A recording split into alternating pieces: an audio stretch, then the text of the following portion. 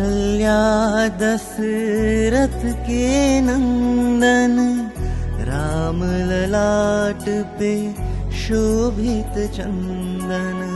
रघुपति की जय बोले लक्ष्मण, राम सिया का हो अभिनंदन।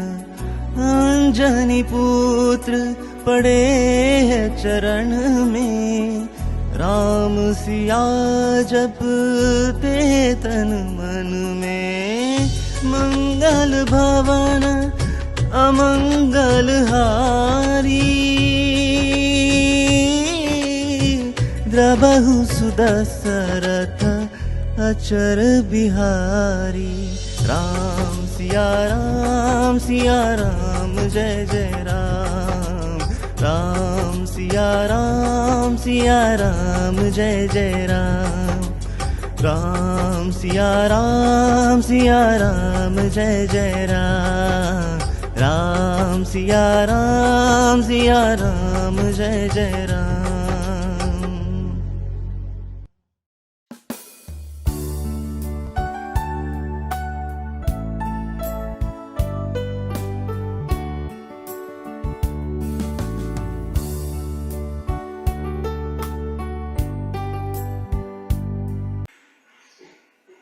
नमस्कार। यहाँ के नारायण और नारायणी तत्व को मेरा प्रणाम, प्यार भरा प्रणाम। आज शुद्ध सेवक प्रभु जी का आगमन हुआ है और पहली बार हम उनको इस माध्यम से सुन रहे हैं। वैसे तो बहुत बार हमने उनको सुना है, समझा है, और प्रभु जी का जो प्रवचन करने का पद्धति है वो बहुत दिलचस्प है। या हृदयचे त्या हृदय, ऐसा प्रभु जी का प्रवचन करने का एक तरीका है। बहुत छोटी छोटी बातें और टू द पॉइंट उनका कहने का अंदाज काफ़ी निराला है। प्रभु जी के साथ काफ़ी यात्रा भी हमने की है और ये इच्छा थी कि वो हमारे इस समूह को इस माध्यम से जुड़े और अपनी अनमोल वाणी हमें सुनाए। एक अतहर नादिर का शेर याद आता है हमें कि देखो तो हर एक रंग है, देखो तो हर एक रंग से मिलता है मेरा रंग। देखो तो हर एक रंग से मिलता है मेरा रंग। सोचो तो हर एक बात है औरों से जुदा भी। प्रभु जी, हम आपका स्वागत करते हैं और अपने रोहिणी सबनीस ताई को यह विनंती करते हैं कि उनका परिचय इस माध्यम से करवा दें। Thank you very much. Hare Krishna. मैं रोहिणी सबनीस, ये मेरा सौभाग्य है, आपकी परिचय करवाने का जिम्मा मुझे सौंपा गया है। आज आपल्याकडे प्रसिद्ध आणि आंतरराष्ट्रीय कृष्ण भावनामृत संघातील भगवान श्रीकृष्णावरती रसाळवाणीत प्रवचन करणारे शुद्ध सेवक प्रभुजी आले आहेत। नमस्कार, जय श्री कृष्ण। शुद्ध सेवक प्रभुजी, तरुण वयापासून अध्यात्माकडे कल असणारे श्री शुद्ध सेवक प्रभुजी यांचा हिंदू धर्मातील उत्तमोत्तम ग्रंथांशी संबंध आला। त्यापूर्वी त्यांनी ख्रिश्चन धर्माचं पवित्र ग्रंथ बायबल वाचून काढलं होतं। पुढे योगायोगाने 2 पुस्तकं, बियॉन्ड बर्थ अँड डेथ आणि हरे कृष्ण चॅलेंजेस, ही 2 पुस्तकं त्यांच्या वाचनात आली। त्यामुळे हिंदू धर्माबद्दलची त्यांच्या मनातील आत्मीयता वाढीस लागली। श्रीमद भगवद्गीता हे महाकाव्य वाचल्यानंतर त्यांचे हिंदू धर्मासंबंधीच्या अनेक शंकांचे निरसन झाले। या पुढील आयुष्य त्यांनी भगवान श्रीकृष्ण व त्यांच्या जीवन विषयक तत्वज्ञानाचा अभ्यास करण्याचे ठरविले। त्याची सुरुवात श्री कमलोचन प्रभू यांच्याबरोबर वृंदावन येथे जाण्यात झाली। तिथे त्यांनी भगवान श्रीकृष्णाच्या चरणी लीन होऊन काही काळ अध्ययन केले। त्यानंतर त्यांना पुढील मार्ग सापडला।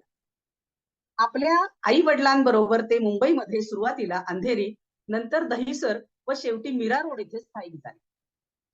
तिथे असताना ते आईच्या परवानगीने मीरा रोड येथील इस्कॉनच्या भगवान श्रीकृष्ण मंदिरात सेवेसाठी रुजू झाले।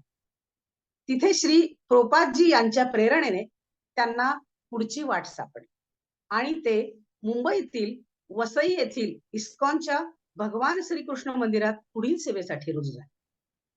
इस्कॉन याचा long form international society for Krishna consciousness असा आहे.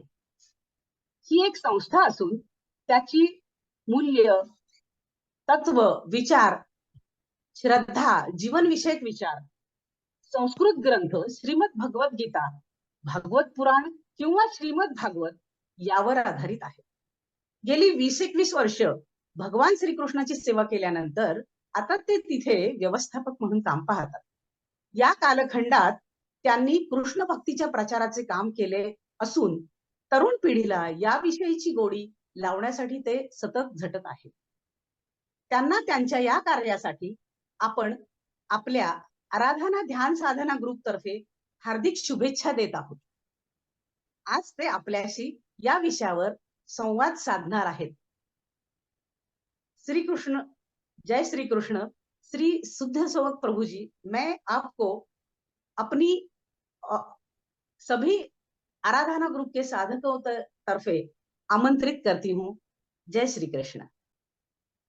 ओम नमो भगवते वासुदेवाय. ओम नमो भगवते वासुदेवाय. ओम नमो भगवते वासुदेवाय. नमो विष्णुपादाय कृष्णप्रेष्ठाय भूतले श्रीमते भक्ति वेदांत स्वामी इति नामिने. नमस्ते सारस्वते देवे गौरवाणी प्रचारिणे निर्विशेष शून्यवादी पाश्चात्य देशतारिणे. जय श्री कृष्ण चैतन्य प्रभु नित्यानंद श्री अद्वैत गदाधर श्रीवासादि श्री गौर भक्त वृंद. हरे कृष्ण कृष्ण कृष्ण हरे हरे, हरे राम राम राम हरे हरे. हरे कृष्ण कृष्ण कृष्ण हरे हरे, हरे राम राम राम हरे हरे. हरे कृष्ण कृष्ण कृष्ण हरे हरे, हरे राम राम राम हरे हरे. हरे कृष्णा. आए उपस्थित समस्त भक्तों को हम हार्दिक स्वागत करते हैं. आज हमें बड़ा ही विशेष अवसर प्राप्त हुआ आप सभी भक्तों के बीच में कुछ कहने का. आराधना ध्यान साधना बहुत ही जीवन के सर्वोच्च लक्ष्य को प्राप्त करने के लिए आप सभी साध्वी के रूप में अपना जीवन की तैयारी कर रहे हैं. ये बहुत अच्छा जीवन का, मनुष्य जीवन का ये परम चरम लक्ष्य है. मैं आराधना ध्यान साधना के सभी जितने भी सदस्य गण हैं, साथ ही साथ में रूता माता जी जिन्होंने हमें इस सुनहरे अवसर पर हमें याद किए और श्री रामचंद्र जी के विषय में कहने का कुछ अवसर प्रदान किया. ये तो सभी भक्तगण जानते हैं कि प्रभु रामचंद्र जी का प्राकट्य दिवस शीघ्र ही आने जा रहा है और ऐसे अवसर पर हमने यही विचार किया कि आराधना ध्यान साधना हम प्रभु रामचंद्र जी पर करें. हमारे ध्यान को हम प्रभु राम पर एकाग्रचित करते हुए हमारे ध्यान का परिपक्वता कर दे। ध्यान योग के विषय में भगवान श्री कृष्ण 6 अध्याय में कहते हैं, ध्यान योग में ही मन को आत्मा कर कर संबोधन करते हैं। बंधुर आत्मना आत्मनस्तस्य येनै आत्मनवात्मन जिना जिता अनात्मनस्तु शत्रुत्वे। कहते हैं बंधुर आत्मना आत्मनस्तस्य, जिस बंदे ने अपने जीवन में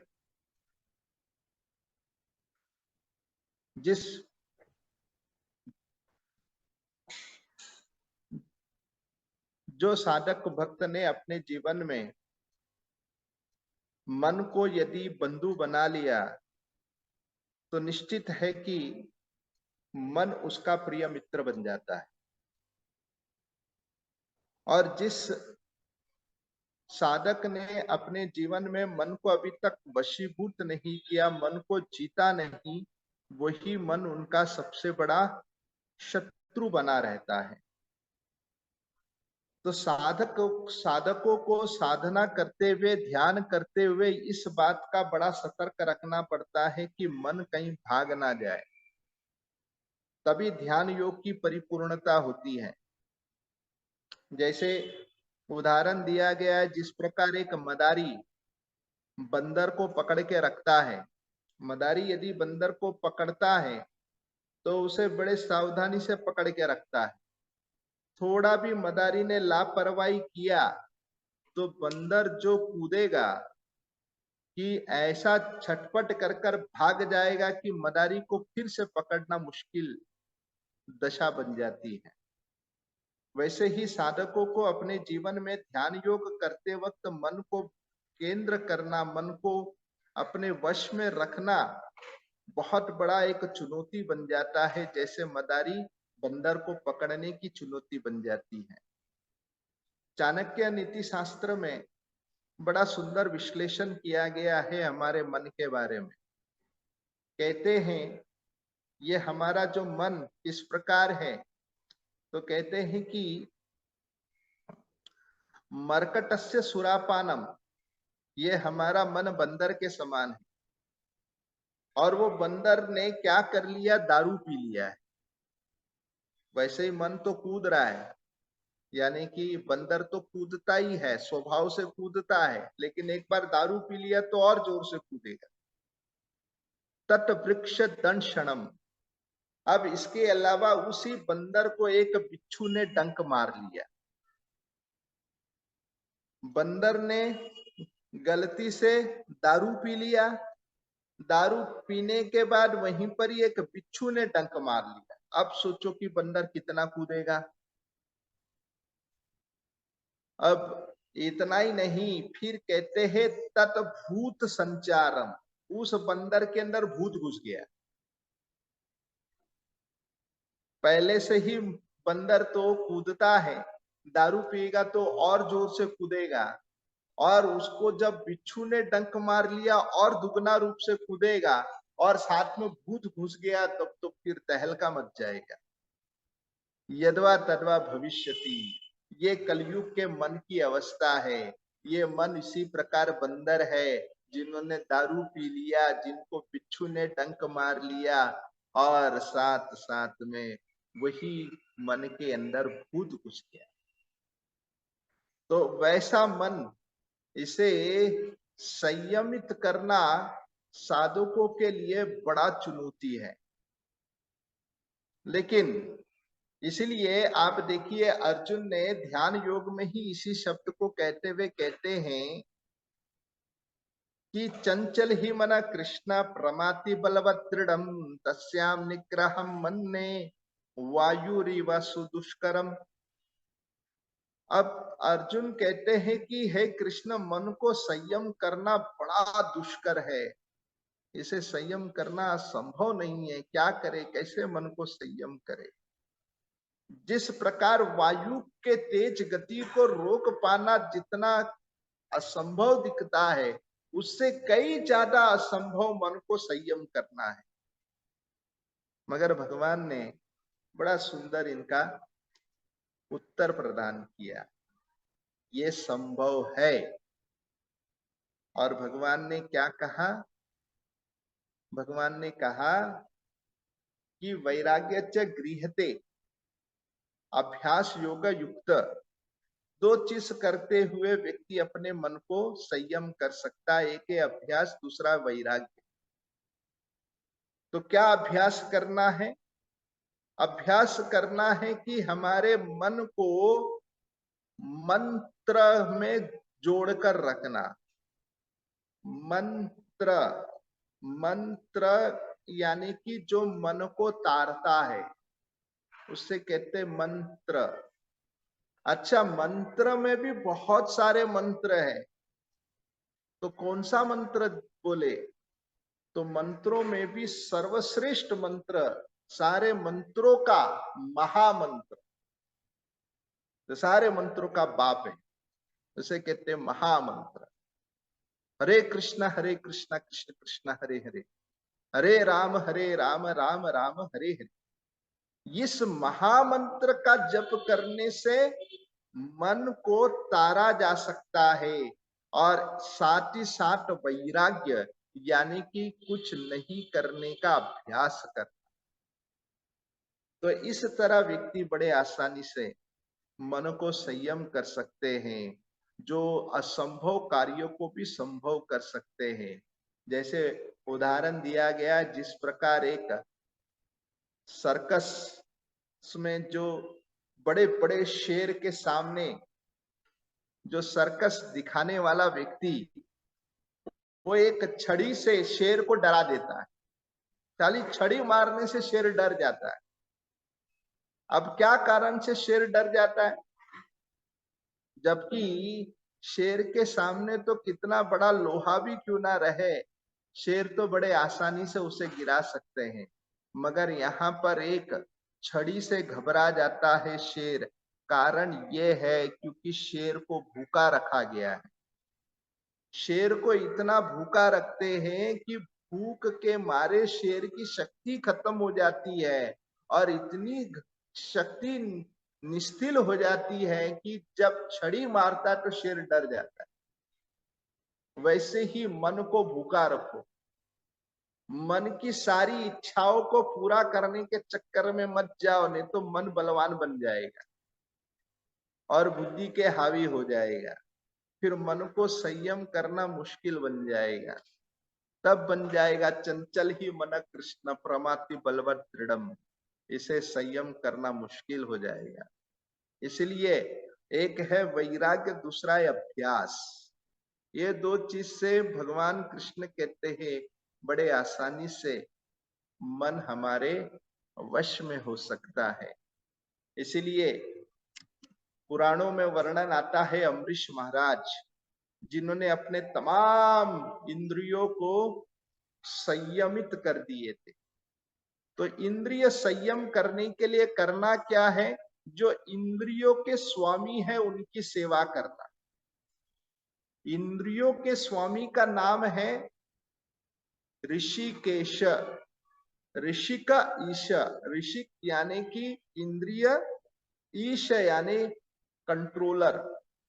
जो इंद्रियों को संयम करके रखते हैं वे स्वामी है भगवान ऋषिकेश यानी भगवान श्री कृष्ण। हमारे मन को तो हम कृष्ण में नहीं लगा पाते एकाएक, तो क्या करें?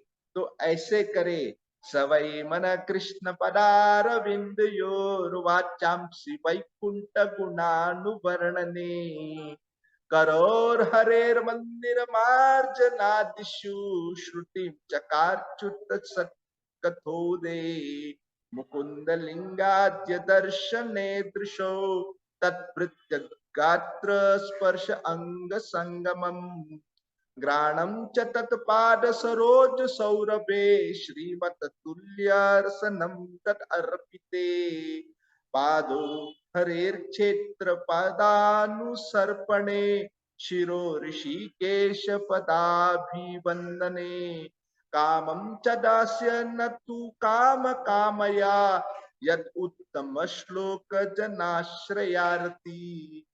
तो कहते हैं इस तरीके से हम अपने मन को संयम कर सकते हैं, जैसे भगवान के भक्त अम्बरीश महाराज ने किया।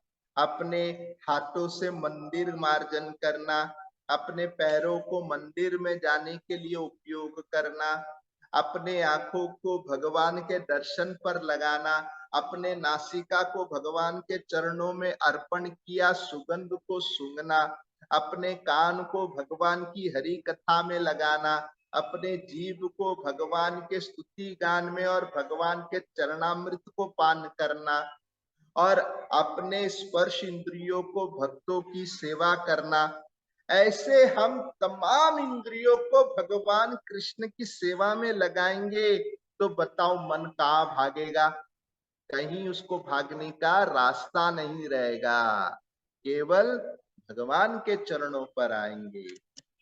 ऐसे श्री प्रभु रामचंद्र जी पर ध्यान लगाने के लिए हम सबको अवसर प्राप्त हुआ है। रामायण में वर्णन आता है प्रभु रामचंद्र जी के गुणों के विषय में।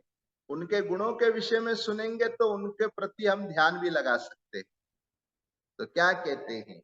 श्री राम शरणं जगत शरणं, रामं विना का गति, रामेण प्रतिहन्यते कलिमलम्, रामाय कार्यं नमः, रामस्त्र काल भीम भुजंगतो, रामस्य शरणं वसे, रामे ते भक्तिर्खंडिता भवतु मे, राम त्वयम् आश्रय।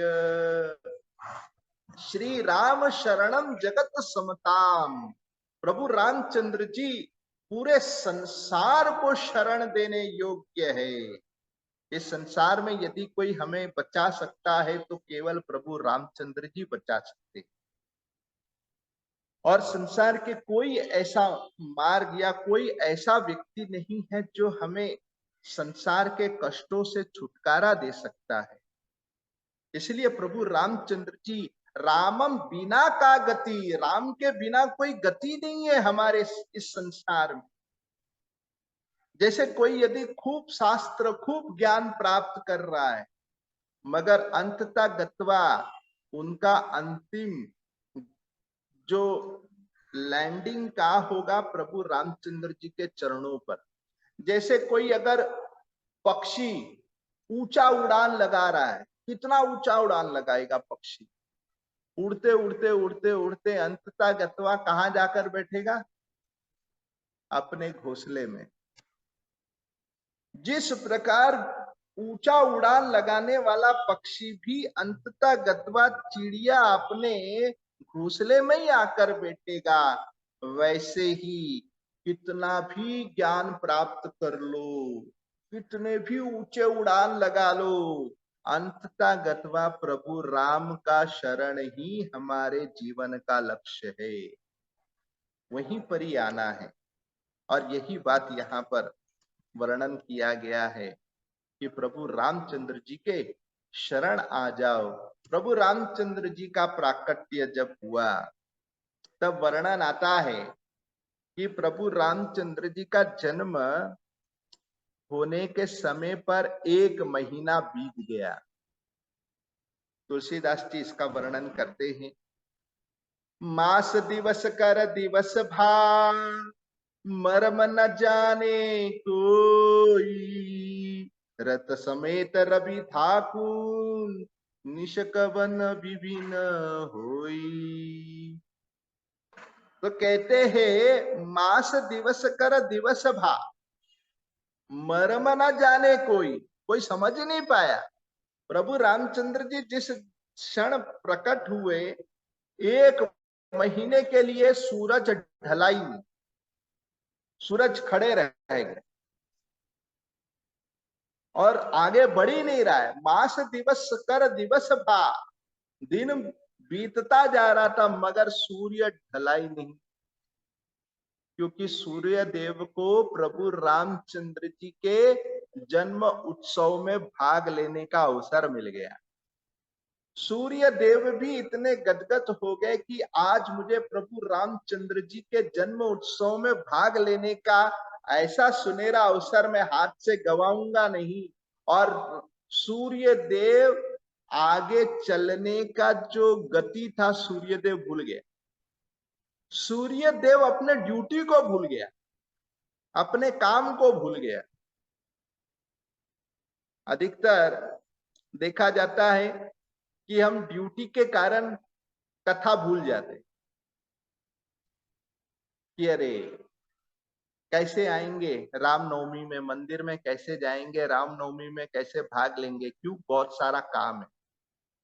हमारे लिए काम महत्वपूर्ण है, भगवान की कथा सेकेंडरी है और गौण है। मगर सूर्य देव का काम क्या था? सूर्य देव को भगवान ने ड्यूटी दिया था कि तुम चक्कर लगाते रहना, मगर सूर्य देव अपने ऑफिस में सूर्य देव बैठे बैठे अपना सारा काम धंधा सब बंद, केवल प्रभु रामचंद्र जी के रामनवमी में वे फेस्टिवल बना रहे। सूर्य देव ने 1 महीने का छुट्टी लिया, कोई काम नहीं। अब जरा सोचिए, वे सूर्य देव जो इतना बड़ा जिम्मेदार, जिनको जिम्मेदारी प्राप्त हुआ है, मगर सूर्य देव ने अपने सारे जिम्मेदारी को छोड़ दिए, क्योंकि प्रभु राम की कथा, प्रभु राम के दर्शन ही सबसे बड़ा जिम्मेदारी है। यहाँ पर कर्म योग भी हट गया, भक्ति योग ही श्रेष्ठ है। अधिकतर भगवान ने भगवत गीता सूर्य देव को सबसे पहले सुनाया था सृष्टि के आरंभ में, और वही सूर्य देव जिनके उगने से पूरा संसार उगता है, सब कर्म योग में लगते हैं। सूर्य देव सबको प्रेरित करते हैं, सो मत उठो। वैसे सूर्य देव जिन्होंने सबको, सोए हुए व्यक्ति को जगाते हैं, इतने जिम्मेदार व्यक्ति सूर्य देव ने अपना सारा काम बंद करके केवल राम के जन्म उत्सव में भाग लिए। तो हमारे घर का काम क्या सूर्य देव से बढ़कर है? हम लोगों के घर का काम कितने ज्यादा से ज्यादा कितने लोग के लिए हम करते हैं घर के काम? कुछ घर के लोगों के लिए करते हैं, लेकिन घर का काम से भी श्रेष्ठ है भगवान की कथा। और यहाँ पर प्रभु राम के जन्म उत्सव में भाग लिए 1 महीने तक। अब हुआ क्या आगे ऐसी घटना घटी, सूर्य देव तो फिर 1 महीने के बाद ढल गया, फिर अपने ड्यूटी पर लग गया। उनका छुट्टी होने के बाद वापस ड्यूटी में लग गए सूर्य देव, उगना और ढलने का। लेकिन अब चंद्रमा आया तो चंद्रमा को पूछा क्या हुआ? बोले मेरा भाग्य फूटा है। प्रभु राम ने पूछा चंद्रमा को, ऐसे क्यों कह रहे तुम्हारा भाग्य फूटा है? मुझे अवसर ही नहीं दिया आपके जन्म उत्सव में भाग लेने का।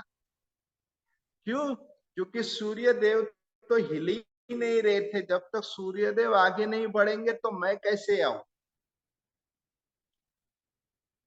इसलिए मैं तो आपके राम उत्सव में भाग लेने से वंचित हो गया।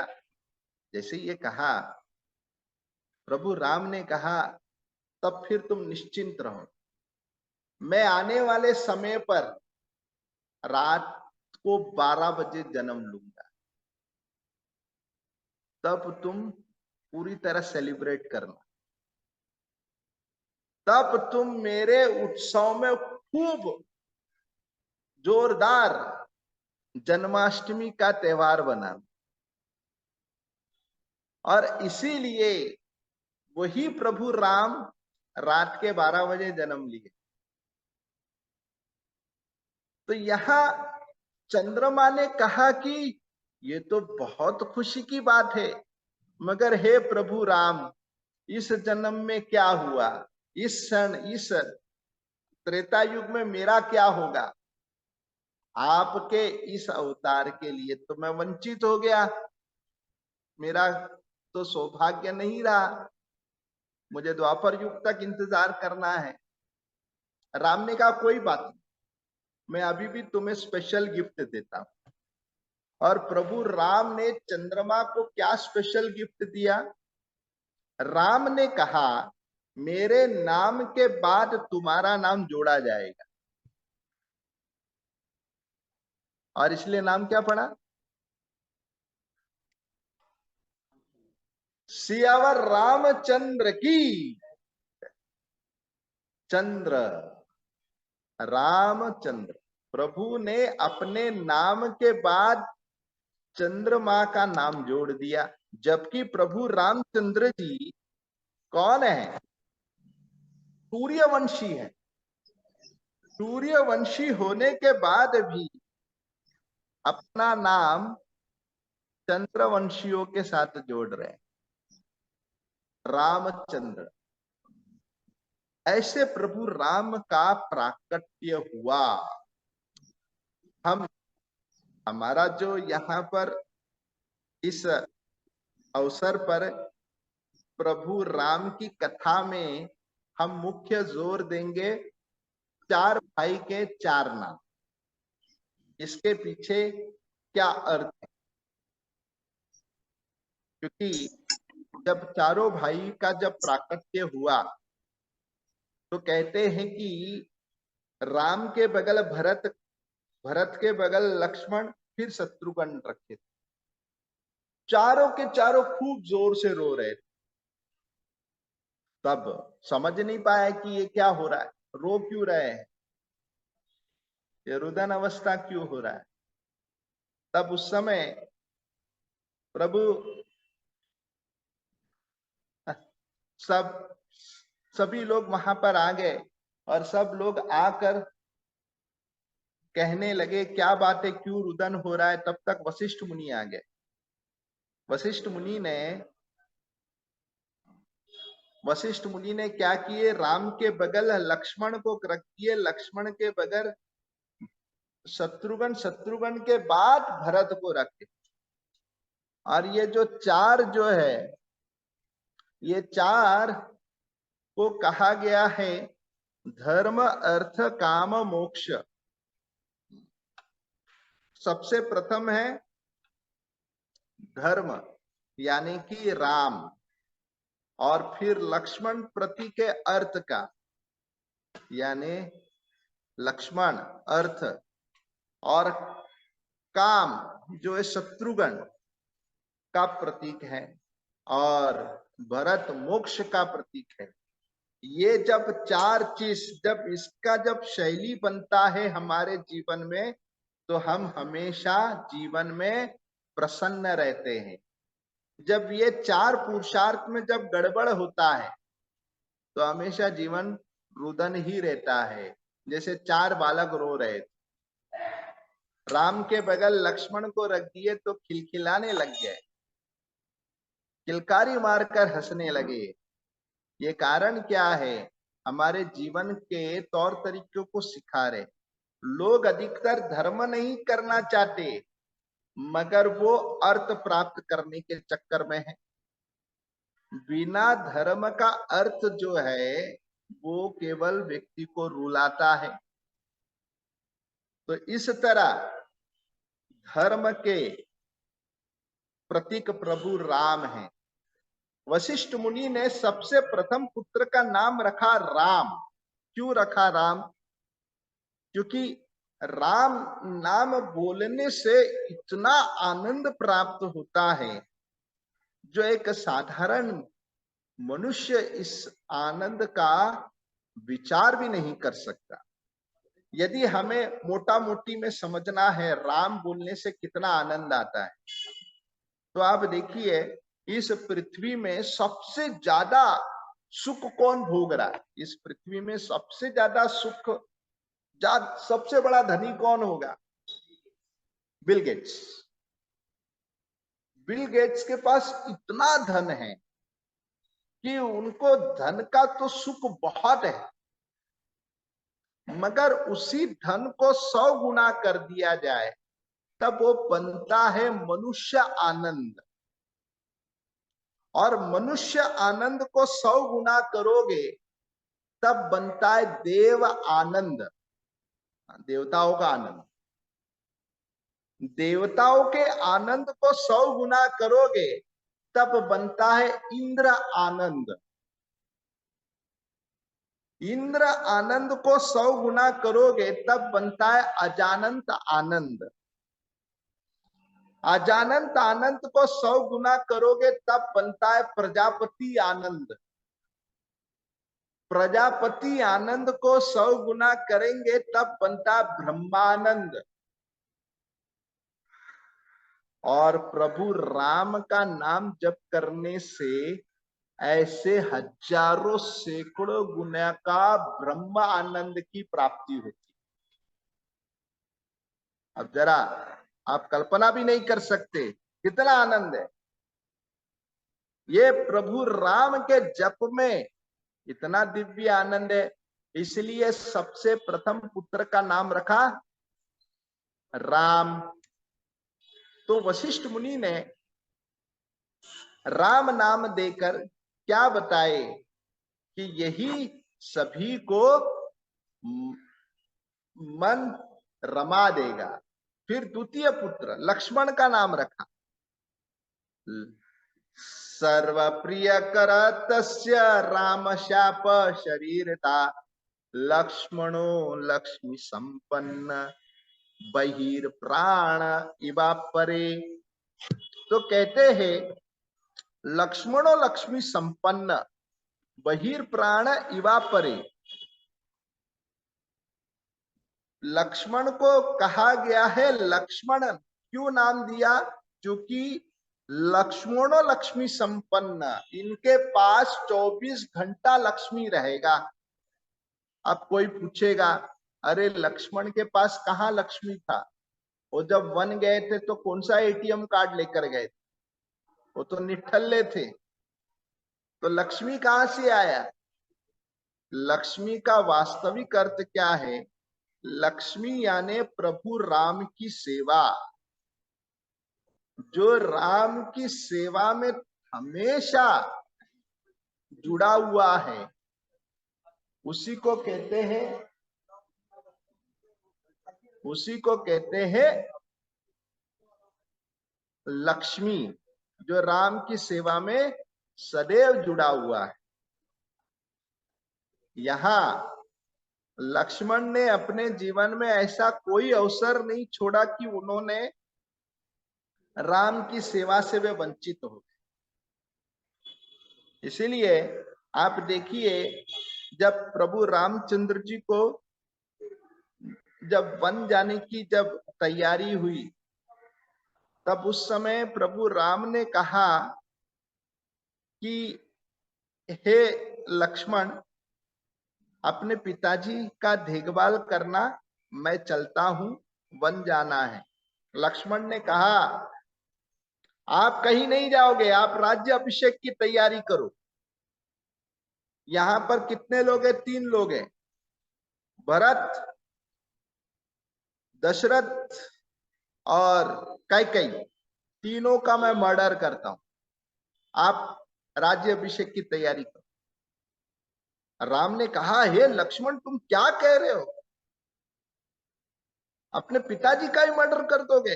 बोले हाँ, जो आपको स्वीकारेगा नहीं वो मेरे न पिता है न मां है, वही मेरे वासुदेव कुटुंबम, जो वासुदेव को मानता है वही मेरा कुटुंब है।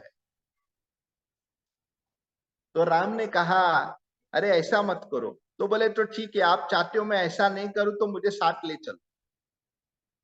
अब ये स्पेशल टाइप का ब्लैकमेल था। यहां पर लक्ष्मण ने क्या ब्लैकमेल किया? यदि तुम मुझे राम की सेवा का अवसर नहीं दोगे 3 लोग का मर्डर हो जाएगा। आप क्या चाहते हो, मर्डर चाहते हो कि मुझे सेवा देना चाहते हो? राम ने कहा ठीक है चलो मेरे साथ, लेकिन पहले माँ से परमिशन तो ले लो। दौड़ते दौड़ते गए लक्ष्मण, माँ सुमित्रा को परमिशन लेने।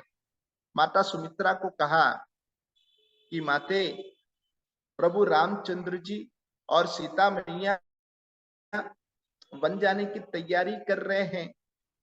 दशरथ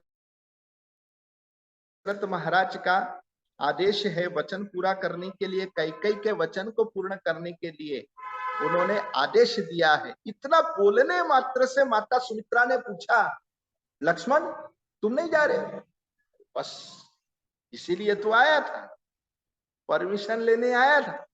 माता सुमित्रा फटकार दी, तुमने कैसे सोचा मुझसे आज्ञा लेने का? तुम्हारे पिता केवल राम, माँ केवल सीता है, मुझसे आज्ञा लेना भी अपराध है। और तुम जल्दी जाओ राम के साथ।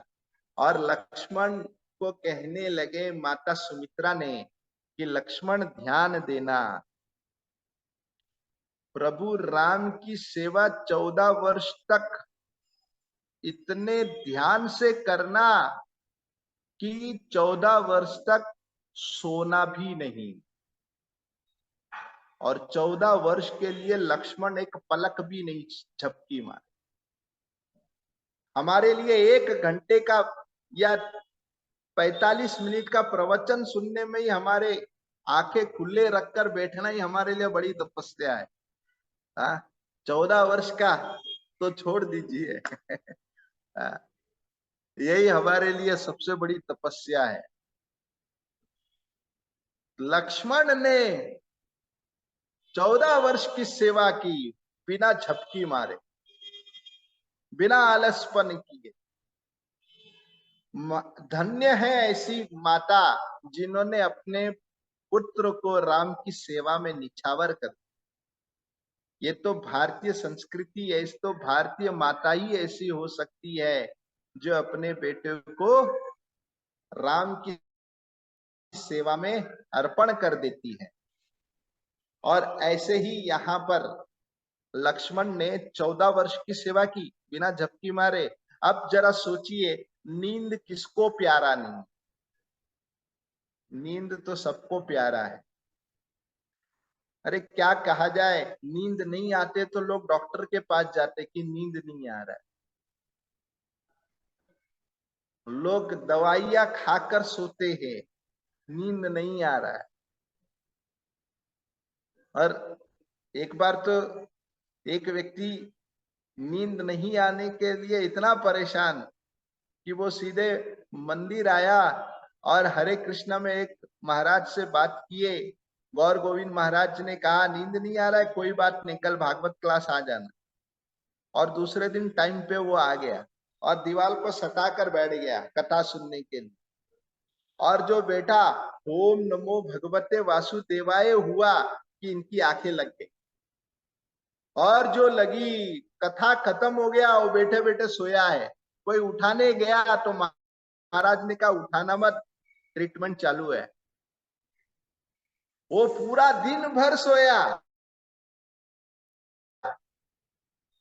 और उनकी आंखें खुली दूसरे दिन सुबह। 6 महीने तक नींद नहीं आया था उन्हें। सारे डॉक्टर लोग दवाई दे दे के परेशान हो गया, नींद नहीं आ रहा है, मगर कथा सुनते सुनते नींद लगी। अब नींद नहीं आने का भी कारण क्या है? क्योंकि पाप के बोझ बढ़ जाते, इतने पाप के बोझ बढ़ जाते कि मन इतना बेचैन हो जाता है कि नींद कब इसका हराम हो जाता है। और बेचैनी के कारण, मन भटकने के कारण, इतना घबराहट होने के कारण नींद नहीं आती। मगर जब वो राम की कथा, कृष्ण कथा जब सुनते हुए बैठते हैं तो भगवान की कथा ही उसे निर्भय कर देती है। इतना निर्भय कर देती है कि अपने आप नींद लग जाता है।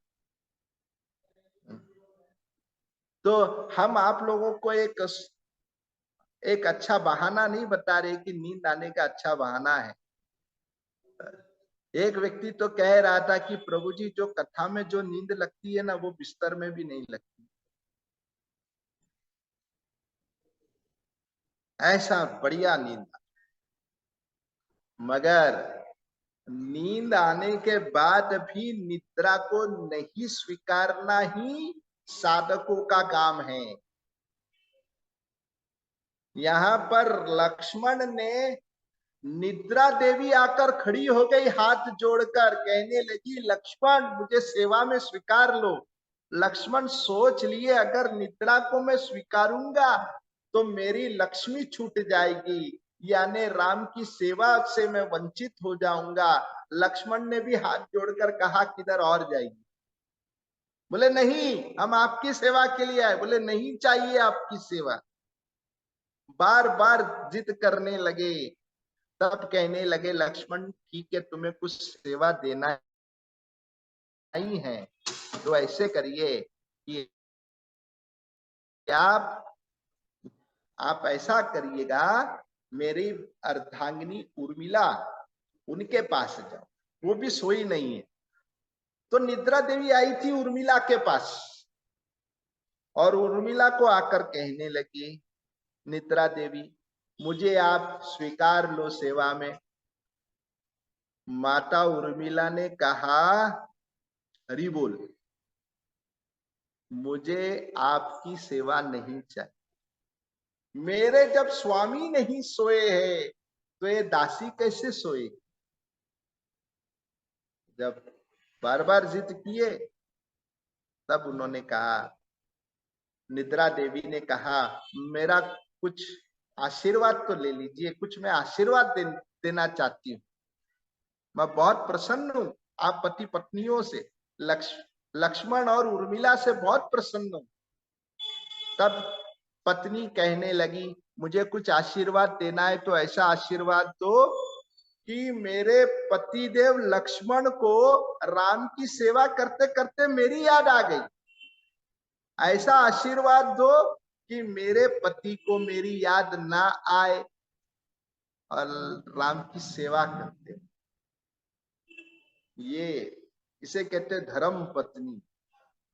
ये नहीं कि पति देव यदि मंदिर गए तो पत्नी बार बार फोन, अरे क्या हो गया, आ नहीं रहे हो क्या, संन्यास लेना है क्या? ना फोन ना मैसेज कुछ। तो पत्नी को डर लगने लग जाता कि कहीं पति कहीं सन्यासी बन गया तो मेरा क्या हो। यहाँ पर माता उर्मिला क्या कहती है, मेरे पति को मेरी याद ही ना आए, इसलिए नाम पड़ा लक्ष्मण। अब आगे का जो नाम है शत्रुघ्न, जो सबसे बड़े शत्रु को हनन करता है, और भरत जो सबसे बड़े बोझ को जिन्होंने धारण किया, इसलिए नाम पड़ा भरत। तो इस तरह 4 पुत्रों का नाम है। हमारा समय हो गया तो यही विराम करते। हरे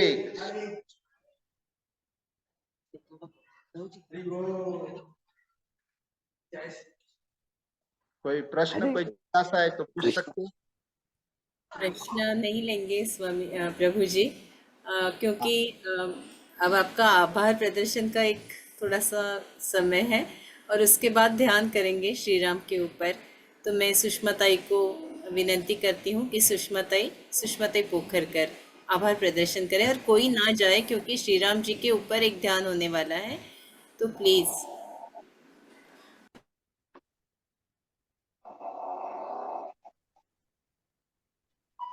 नमस्ते, जय श्री कृष्ण। नमस्ते ताई, आणि धन्यवाद गुरुमाऊली, आपल्या अथक प्रयत्नांमुळे आम्हाला आज आदरणीय श्री शुद्ध सेवक प्रभूजी यांचे विचार ऐकण्याची संधी मिळाली। श्री प्रभूजींची आध्यात्मिक वाटचाल बायबल पासून भगवद्गीतेपर्यंत झाली याची माहिती ताईंनी दिली सुरुवातीला, आणि ब्रह्मचर्य आणि संन्यास घेण्यासाठी त्यांनी आईची परवानगी मिळवली आणि त्यांनी हा जीवन प्रवास सुरू केला। त्यांचे हे जे विचार आहेत, तेव्हा त्यांनी आता आपल्याला ध्यान मार्गात मन कसं संयमित ठेवलं पाहिजे, इंद्रिय कशी संयमित ठेवली पाहिजेत, ते सगळ्यात महत्वाचं आहे की मन आणि इंद्रिय ती संयमित ठेवणं ध्यानासाठी खूप महत्वाचं आहे। आणि त्यासाठी प्रभू रामचंद्रांच्या गुणांची विशेषता सांगितली आपल्याला त्यांनी, आणि कर्मयोगापेक्षा भक्तियोग कसा श्रेष्ठ आहे ते सूर्यदेवांचं उदाहरण देऊनही सांगितलं. आणि त्याचबरोबर राम, लक्ष्मण, भरत आणि शत्रुघ्न ह्यांचा संबंध आपल्या जीवन प्रसन्न राहण्यासाठी कसा करता येईल, त्याचा धर्म, अर्थ, काम, मोक्ष असा संबंध त्यांनी छान सांगितला गोष्टी रूपाने सांगून. खूपच छान विचार दिले त्यांनी आपल्याला. आणि हे विचार आम्हाला नक्कीच आमच्या जीवन प्रवासात किंवा ध्यान मार्गात आमची उन्नती साधण्यासाठी हे मार्गदर्शक ठरतील. आणि मग ग्रुपच्या वतीने प्रभूजींना खूप खूप धन्यवाद देते. आणि आपल्या ग्रुपच्या टेक्निकल टीमचे पण मी आभार मानते, कारण त्यांच्यामुळेच मला आज अमेरिकेतून हे श्री प्रभूजींचे विचार ऐकता आलेत. धन्यवाद गुरुमाऊली. तुमच्या ह्या अथक प्रयत्नामुळेच आम्हाला हे विचार यांचे ऐकता येत आहेत. त्यामुळे तुमचेही धन्यवाद, प्रभूजींचेही धन्यवाद. आणि प्रभूजी तुमचे विचार आम्हाला अजूनही पुढे वेळोवेळी मिळत राहावेत ही ईश्वरचरणी प्रार्थना. धन्यवाद. प्रभु जी, हरे कृष्णा। आज का प्रवचन बहुत सुंदर हुआ और हमारी ये इच्छा है कि आप बार बार इस समूह में आए और हमें मार्गदर्शन करें। मैं आपसे सबसे अनुरोध करती हूँ कि एक 15 मिनट 10-15 मिनट का अपना ध्यान होगा, तो सभी को एक विनती है, अपने चश्मे अगर पहने हैं तो चश्मे उतार दें और श्री राम जी के ऊपर एक ध्यान होगा। थोड़ा सा पानी पी लें और अपनी आंखें जब तक हम नहीं कहते ना खोलें। सबको विनती है अपने अपने कैमरा ऑन रखें। और आज शुद्ध सेवक प्रभु जी हैं, उनकी एनर्जी भी बहुत है। शुद्ध सेवक प्रभु जी, आपका कैमरा जरूर खुला रखें।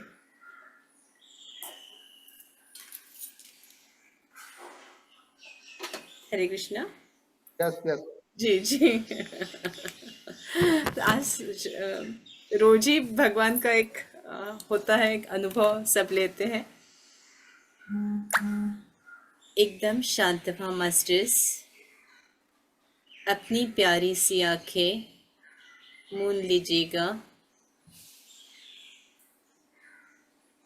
एक सांस अंदर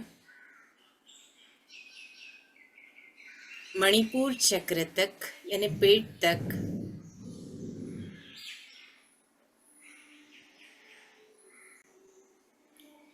ब्रह्मांड की ऊर्जा यहाँ तक पहुँच गई है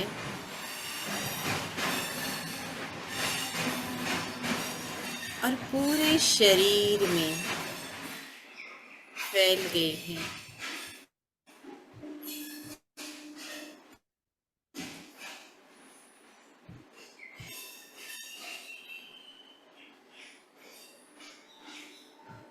एक सांस बाहर,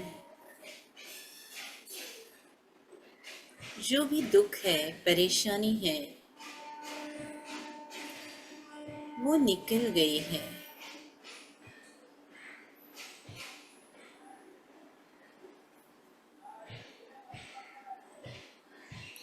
सांस लेते हुए राम इस बीज मंत्र से हम सांस अंदर लेंगे और राम की शक्ति पूरे शरीर में फैला देंगे।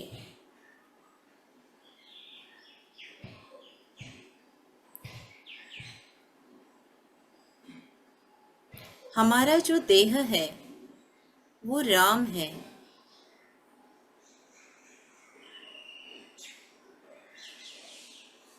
कण कण में राम है।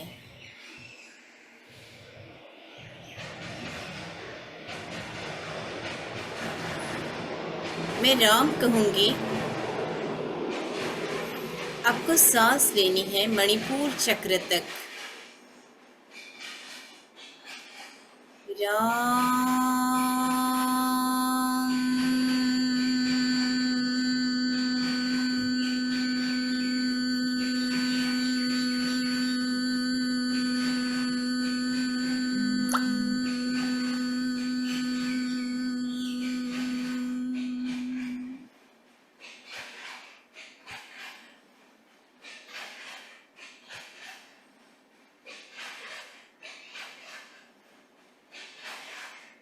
महसूस कीजिएगा इस ऊर्जा को।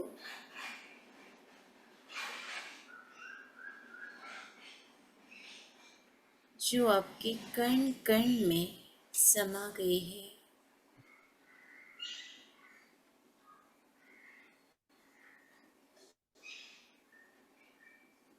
एक 1,72,000 नाड़ियों में,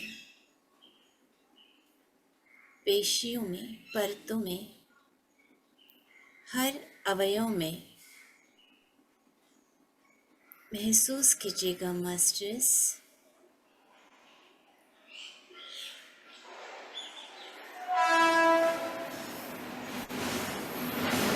और सांस छोड़ते हुए हरि का ध्वनि आप सुनेंगे। हरि यानी हरण करने वाला। जो भी दुख है आपके मन में, जो वेदना है, वो सब हरि इस ध्वनि से, इस मंत्र से आपके शरीर से, आपकी जिंदगी से बाहर जा रही है।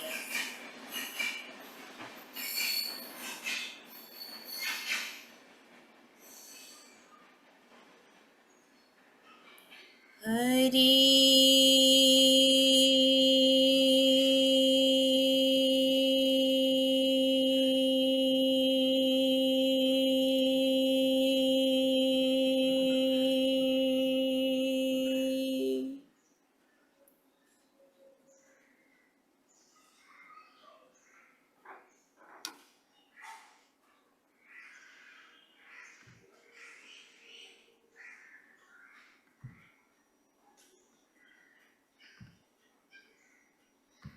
मास्टर्स,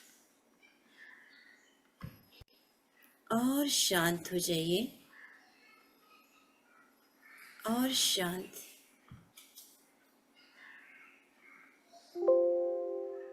अपनी सांसों के साथ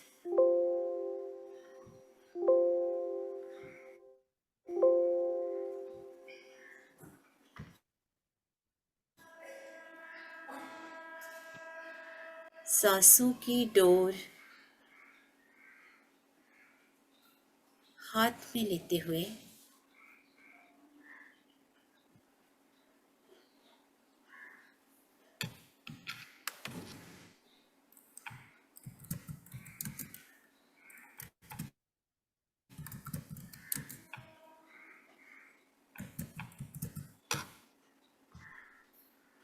और गहरे,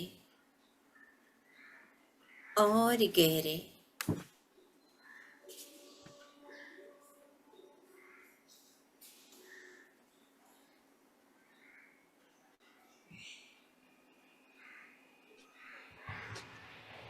और शांत हो जाओ मेरे दोस्तों।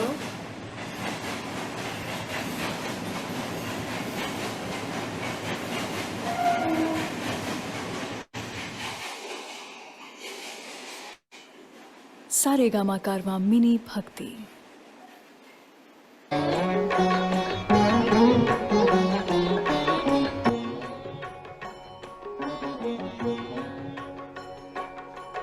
राम का गुणगान करिए, राम का गुणगान करिए, राम का गुणगान करिए, राम का गुणगान करिए।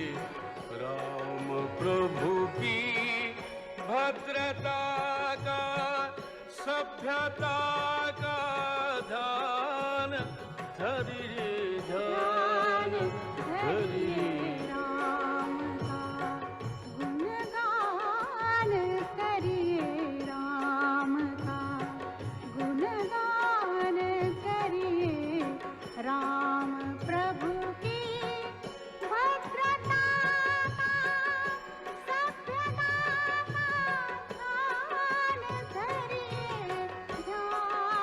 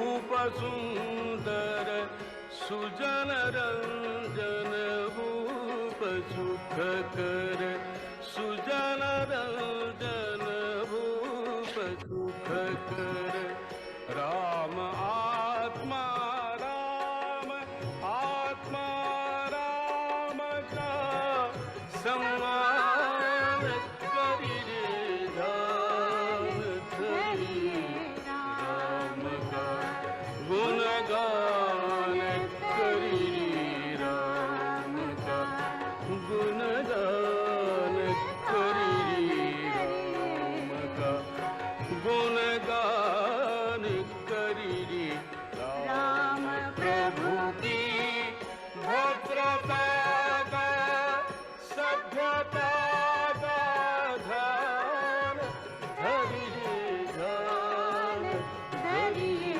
राम का गुणगान करि रे राम का गुणगान करि रे राम का गुणगान करि रे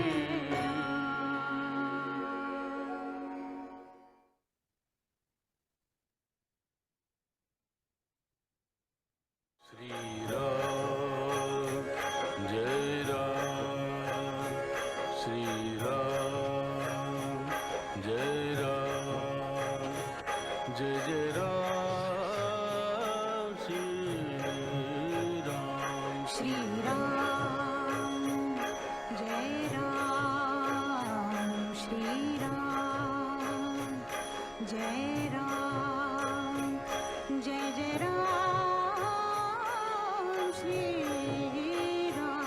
श्री राम जय राम शंकर मानस हंस प्रणाम शंकर मानस हंस प्रणाम हंस वंश आवतंस प्रणाम श्री राम जय राम जय जय राम श्री राम जय राम श्री राम श्री राम श्री राम जय जय राम जय जय राम श्री राम जय जय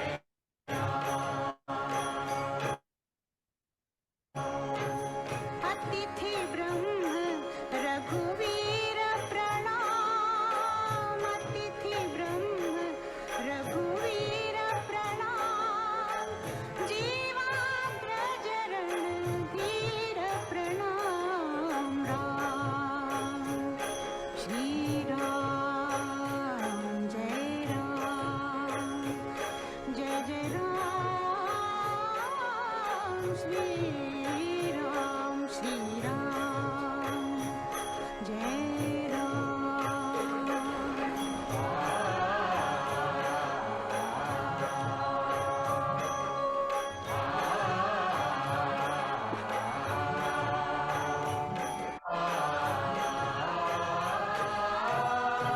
धनुभंजन शिव भक्त प्रणाम धनुभंजन शिव भक्त प्रणाम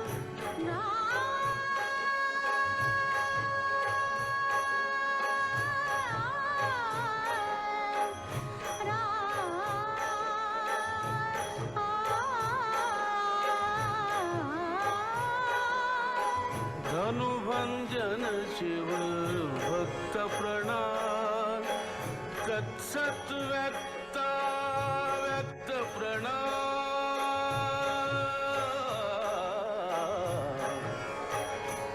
श्री राम श्री राम श्री राम श्री राम श्री राम श्री राम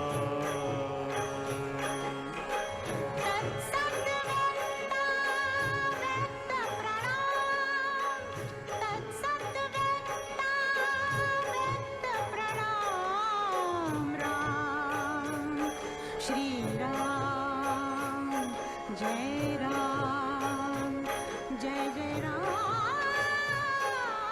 श्री राम जय राम श्री राम जय राम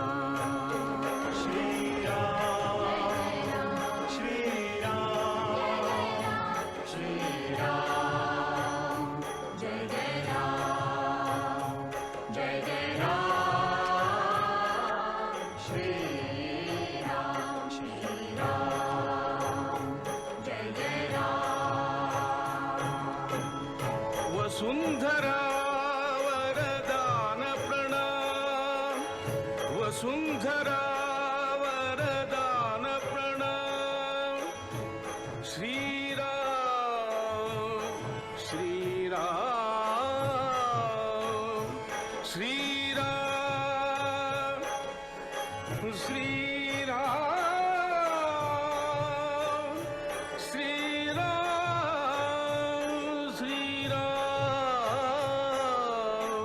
श्रीराम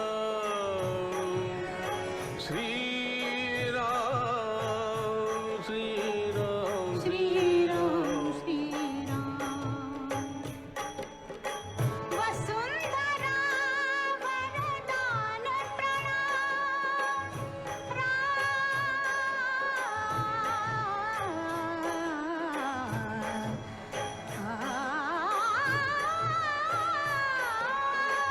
वसुंधरा वरदान प्रणाम पुण्य सुरभि पवमान प्रणाम श्रीराम श्री राम जय राम जय राम श्री राम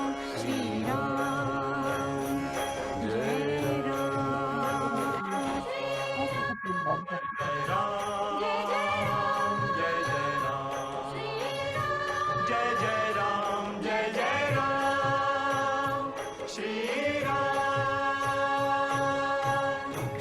क्षीरोदधि गांभीर्य प्रणाम क्षीरोदधि गांभीर्य प्रणाम प्रणाम श्रीराम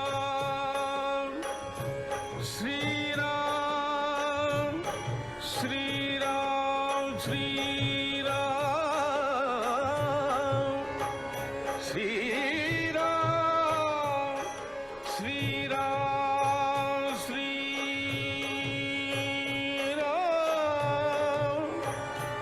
श्रीराम श्रीराम राम श्रीराम श्रीराम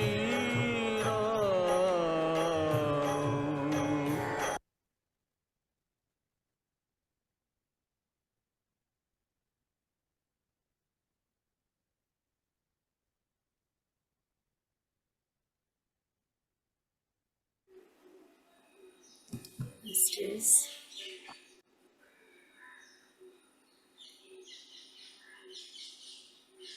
इस ऊर्जा को अपने कण कण में समा दो।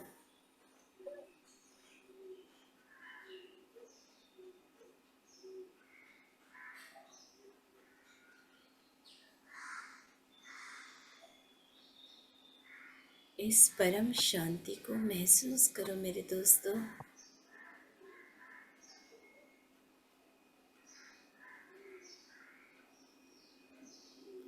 हम हमेशा बाहर देखते हैं,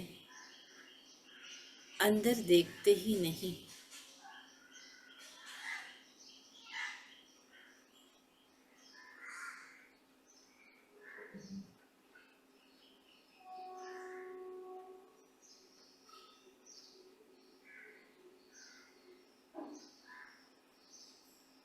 ये राम तत्व हमारे हृदय में स्थिर हो गया है।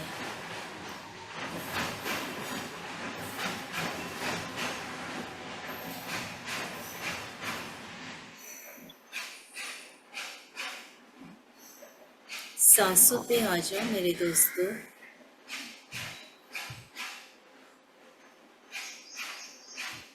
धीरे से अपने पैरों को हिला दीजिएगा।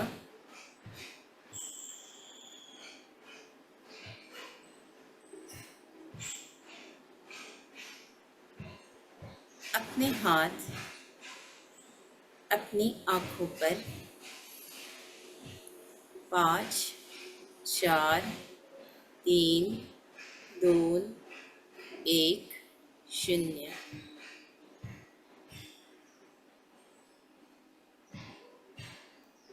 आशीर्वाद दो।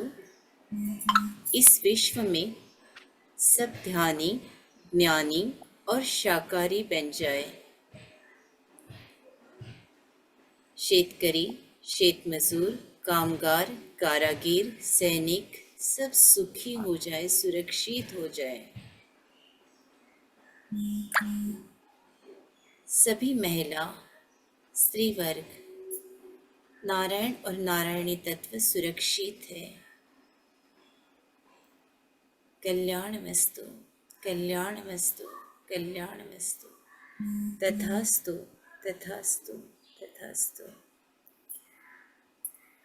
आप सबको तहे दिल से शुक्रिया अदा करती हूँ, धन्यवाद। और यही रजा लेती हूँ। शुद्ध सेवक प्रभु जी हैं या गए? दिख नहीं रहे मुझे, शायद नहीं है। आज खूप छान निभावून नेलं रोहिणीताईंनी आणि सुषमाताईंनी. खूप धन्यवाद सगळ्यांचे. पुन्हा दोघींचे नावं तुम्हीच ठरवायचे आणि आमच्या छान बोलल्या, द्यायचे. छान बोलल्या. मी आपली रजा घेते. Thank you very much. धन्यवाद. जय श्रीराम, जय श्रीराम.